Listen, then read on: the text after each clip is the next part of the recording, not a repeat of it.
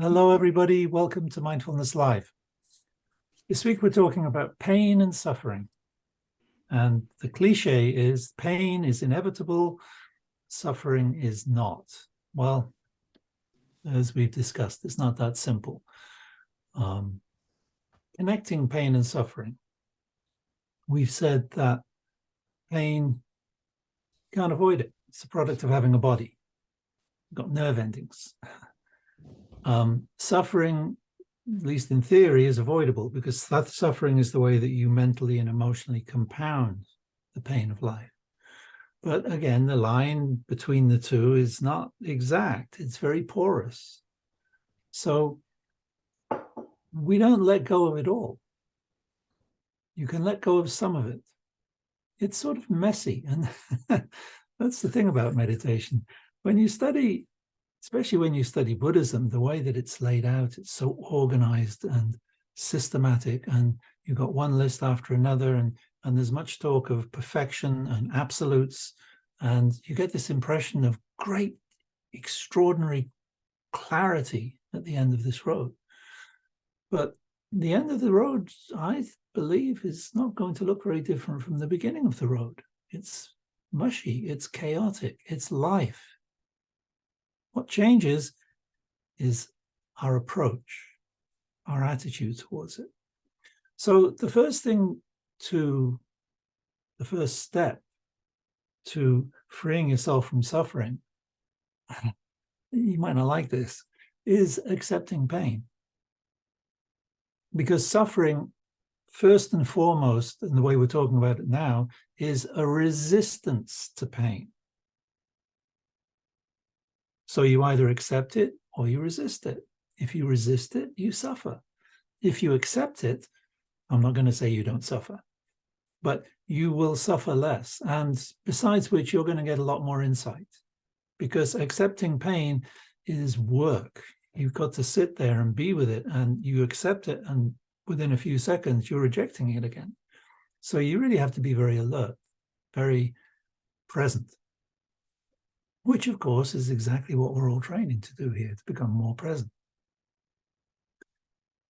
So as you do this, what happens is that you start to see pain in a different way. You develop a new relationship with it. I've mentioned before my experience when I was in Sri Lanka. I was meditating for many, many hours a day, day after day. And the advice of my preceptor, when I asked him about the pain in my knees, was to stop worrying about the breath and focus on the knees. In other words, I thought of pain as being a distraction from my real meditative object, which was the breath. And he made it clear that no, the breath doesn't really matter. What matters is that you're focused. And on top of that, you get this added bonus, because we're not just focusing on something neutral. You're focusing on something which is at the source of all your suffering.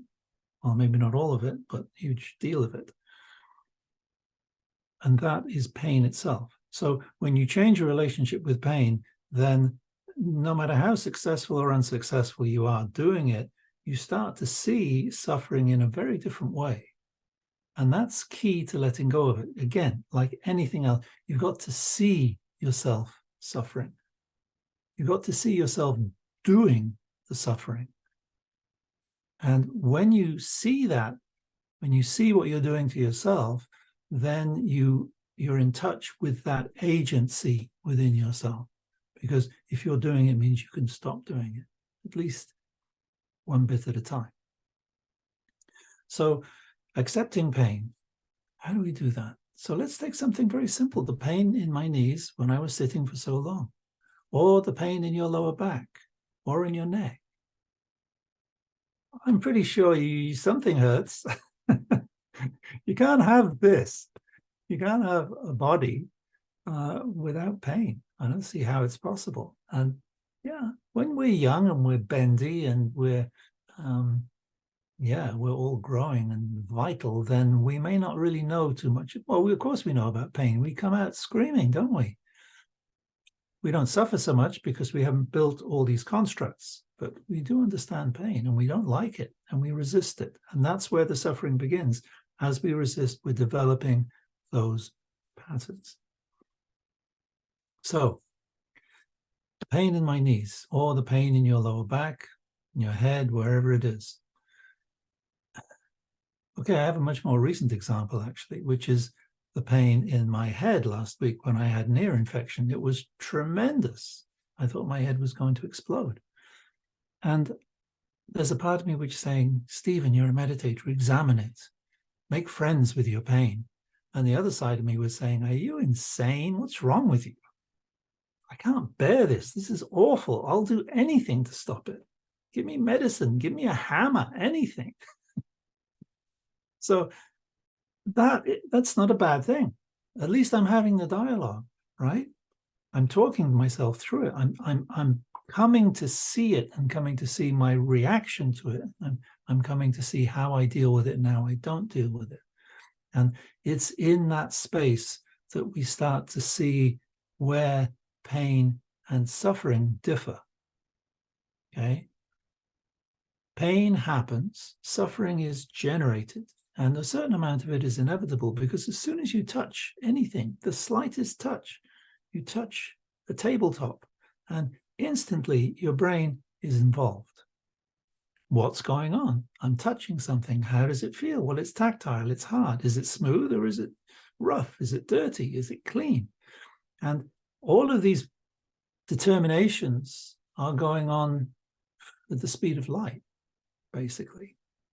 And so, technically speaking, pain, well, before we get to pain, let's talk about contact. When your finger actually touches the tabletop and the neuron starts triggering the next neuron, the next one, and it goes up the line. And before it's even got to the brain, there's already feedback going from much lower spots in your nervous system. It's already feeding back. Then it does get to your brain, and then the brain gives its own feedback. And you've got the lower brain, you've got the mammalian brain, you've got the forebrain, and it just cascades. It becomes more and more complex. And that's why it seems by the end of that millionth of a second, it seems like the suffering and the pain are all the same thing. You don't know how to distinguish it. But we can actually get in between those two things, and we can start to recognize them. So accepting the pain last week was really hard, and it was only momentary.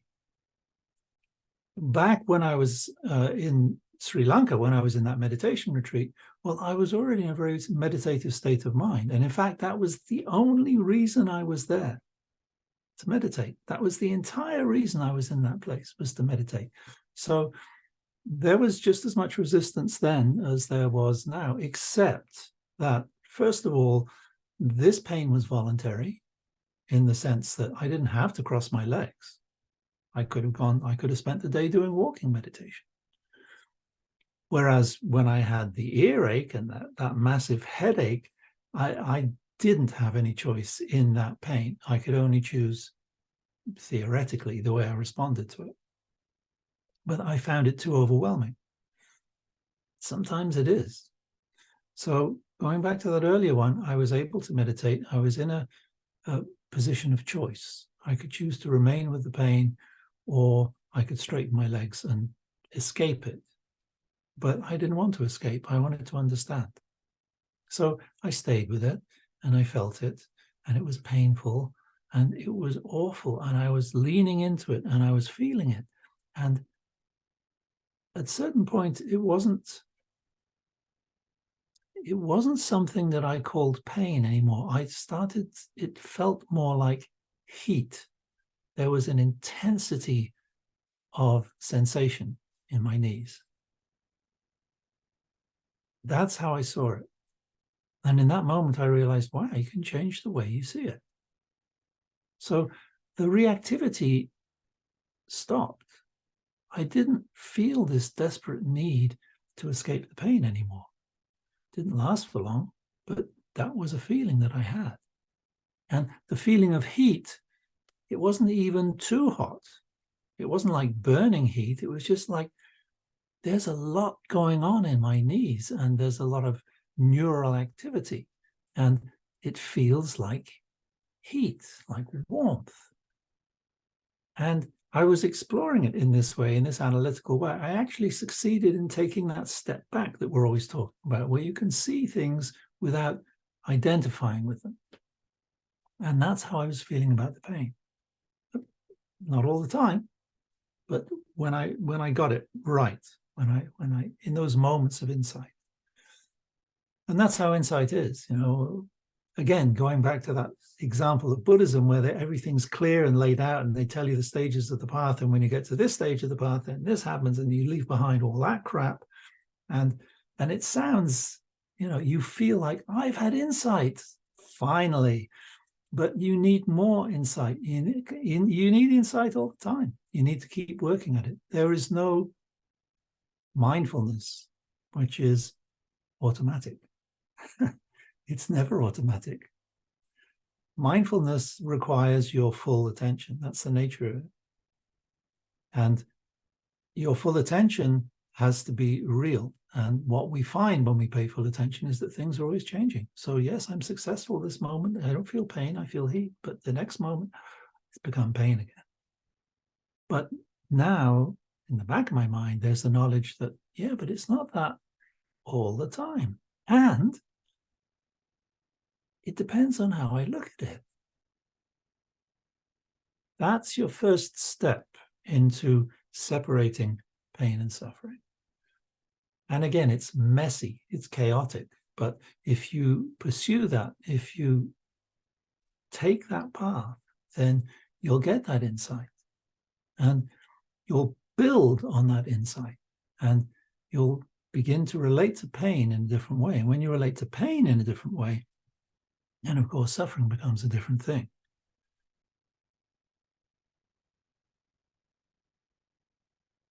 At the very beginning of this week, excuse me,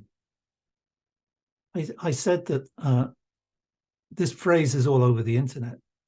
Pain is not, what is it? Pain is not optional, but suffering is. And I was offended by it. I find it patronizing, condescending. I also find it misleading, because it sounds, again, like this nice, clear thing. Okay, well, that's you stop doing this, and then you won't suffer anymore. And that's great, because that's exactly what I want. I want to not suffer. And if I have to put up with a little pain, well, I can do that. But then the experience is not clear like that. The experience is really muddy. And it's tempting to give up. Say, oh, I'm not good at this. Oh, I'll never do that. What's the point? You let go of it, but it comes back anyway. I might as well just live with it. Maybe drugs would work better. And the truth is that in the short term, drugs do work better. But there's a price to pay for them. So if you want to accept your pain, if you're willing to accept your pain, at least for a moment, and think of it that way, not all the pain in the world, not all the pain your body can generate, but just this moment, this moment's pain, I'm going to accept that. Where does that lead me? How does that change my perspective? And you'll start to see into your mind the way that your mind reacts to pain. And we're talking about something here which is much deeper than the mental patterns that we adopt in our social life, which are much more contrived, in the sense that we learned this from our behavior, even at a very young age. Still, we learned it from our behavior, and we came up with our own strategy to avoid that sort of social pain of being left out, or of not being good enough, or all of those things. But now with pain, with physical pain, we're talking about something much more instinctive. You're already wired for that when you come out of the womb. You're wired for it when you're still in the womb. So dealing with pain it's not easy, but all you have to do, just for a moment, is accept it and see where that leads you. And if it's any incentive, the pain becomes less, or the pain becomes less overwhelming, less noticeable. And sometimes it doesn't literally doesn't feel like pain. But don't count on that. Please don't quote me on that. You can quote me on it, but don't count on it, because sometimes you'll be able to deal with it and sometimes you won't. That's the nature of uncertainty. That's the nature of having a body which is changing from moment to moment, which relies on one breath after another, one heartbeat after another, but in a world which is constantly changing as well. So, make friends with your pain. That's the moral of this story.